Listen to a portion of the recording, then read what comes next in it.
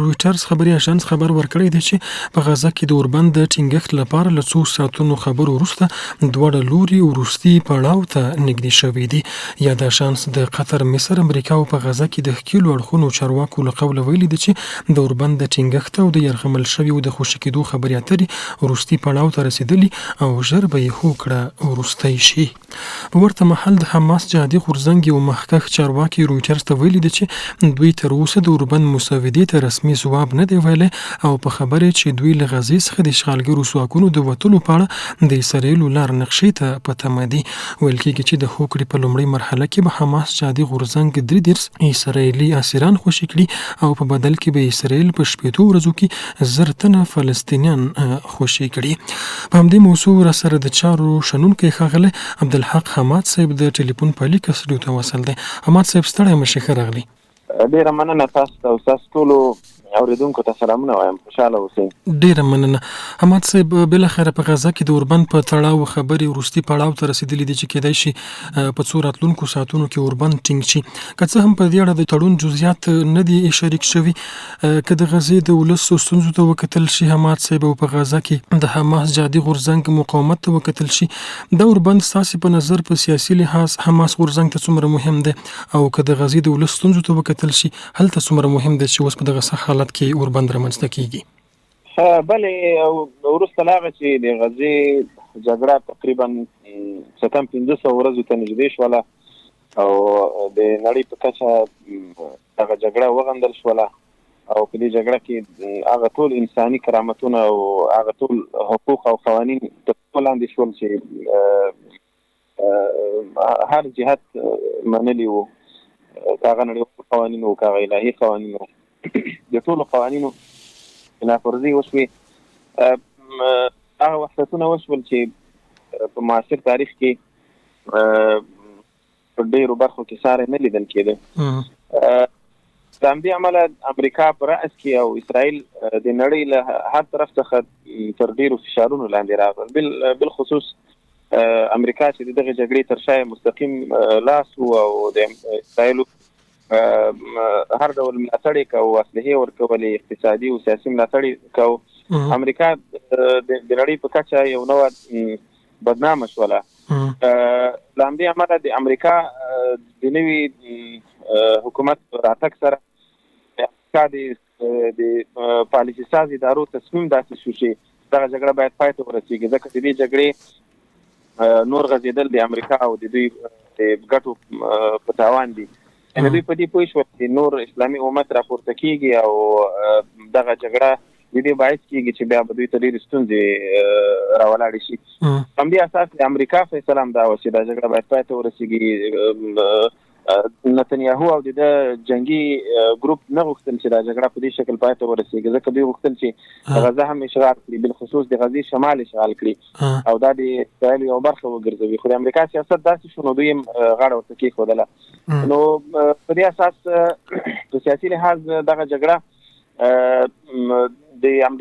د امریکا او د اسرائیلو د ناکامۍ په معنا ده او د اسلامي غورځنګ حماس او د فلسطین د قهرمان مجاهد د بری په معنا ده. سره لدی چې په دې جګړه کې مسلمانانو فلسطینیانو ډېر زیان ولید او ډېر شهیدان وشول، په لسګونو زره شهیدان وشول.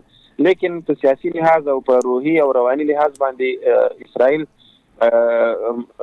اوس په ډېر ټیټ موقف کې دي او په خپله د اسرائیلو په داخل کې هغه سختدریځي اسرائیلیان چې هغوی د اسرائیلي دولت او د مسلمانانو په خلاف د پراخو عملیاتو او پراخو پلانونو فکره لري، هغوی د دې پرېکړې او د دې تړون مخالف. تاسو شاید نن کتلي وي د اسرائیلو یو سختدریځی وزیر ده چې هغه تل مسجد ته ننوځي او د مسلمانانو توهین کوي او اسرائیلي ځواکونه تشویقوي.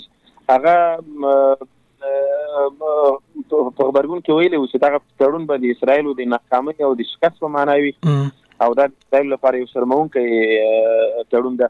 په دې اساس موږ ویلی شو چې سره له ډېرو قربانیو هم الحمدلله چې اوس هلته مسلمانان په روحي او رواني لحاظ او په عقیدوي لحاظ باندې برلاسي دي او که دا تړون په همدغه شکل باندې امضا شي او عملي شي او اسرائیل له غزې څخه ووځي، نو اسرائیل به هیڅ هدف نه وي ترلاسه کړی چې دي دا د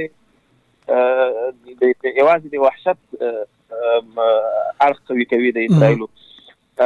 بل طرفه تقریبا کم 1.5 کال د غزې مسلمانانو ډېر زیات کړاو ولید او تقریبا په هغه وروستي حد کې دي دوی چې نور هیڅ شی ورپاتې نه دي.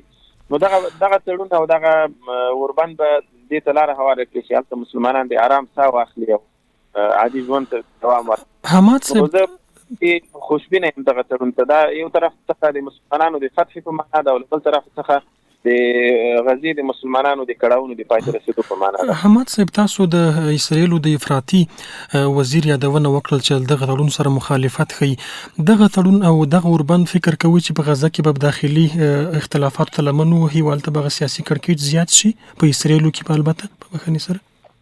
اسرائیل خو له پخوا څخه قرآن کریم موږ ته ویلي دي چې دوی په خپل منځ کې ډېر زیات مخالفتونه لري. دا اوس نتنیاهو د ګڼ شمېر اتهاماتو سره مخ دی او که دی دا جګړه پای ته ورسوي نو د اتومات محاکمه کېږي او شاید زنداني شي او په بله طرح کې د بریا چانس هم ډېر کم دی.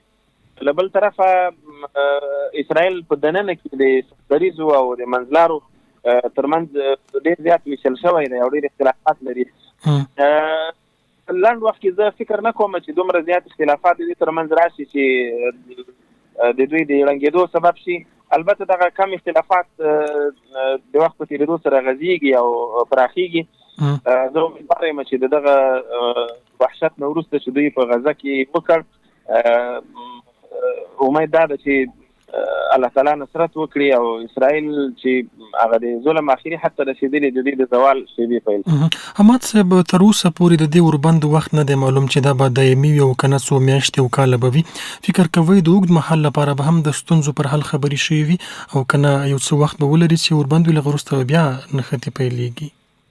د اوس لپاره یوازې یوه موضوع د یعنې غیر لا ينحل پاتې ده. هغه دا ده چې د دې اوربند څخه وروسته به د غزې واګې او چارې د چا په لاس کې وي.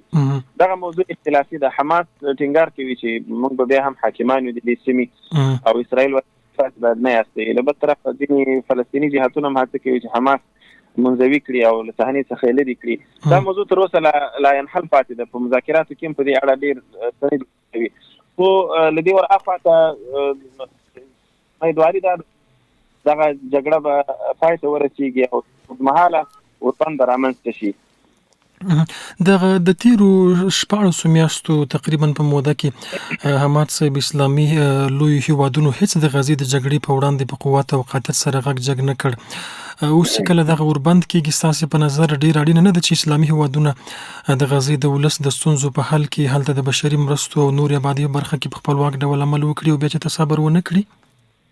د غزې خلکو داسې نه وګڼلې لکه څنګه چې ورسره وشول. د دوی فکر دا و چې موږ به دلته د مسجد اقصی د ازادۍ لپاره غږ پورته کړو او اقدام به وکړو. په نتیجه کې به ټول اسلامي امت موږ تر شا ودرېږي او زموږ هر ډول مرسته به وکړي. خو موضوع هغسې نه شوله. اسلامي امت په ځانګړې توګه دغه نږدې قوي هیوادونه چې د دوی شاوخوا ته پراته دي هغوی د دوی سره ډېره غداري وکړله او حتی ځینو هیوادونو د اسرائیل ملاتړ وکړ په دغه موضوع کې. نو دا ډېره دردونکې او د افسوس وړ خبره وه. البته په د بشري مرستو په برخه کې بیا هیوادونه مرسته کوي. دا اوس په تړون کې داسې ویل شوي دي چې د اوربند له اولې ورځې څخه به غزې ته د ورځې 600 لوی موټر مرستې او بشري مرستې او نور وسایل د دې داخلېدل پیل کېږي او په دې کې به یوازې 200 موټره تیل وي چې دا د بنا او د اړتیاو لپاره به کارېږي. نو په هغه برخه کې ستونزه نشته. پخوا هم د غزې خلکو سره بشري مرستې نهایت زیاتې کېدلې. د همدې رفق دروازې څخه د ورځې 500 موټر مرسته ورکړه په هېوادونو سفرات قطر او نور هېوادونه. دغه موضوع کې بیا هېوادونه برلاسي دي او کولی شي وکړي.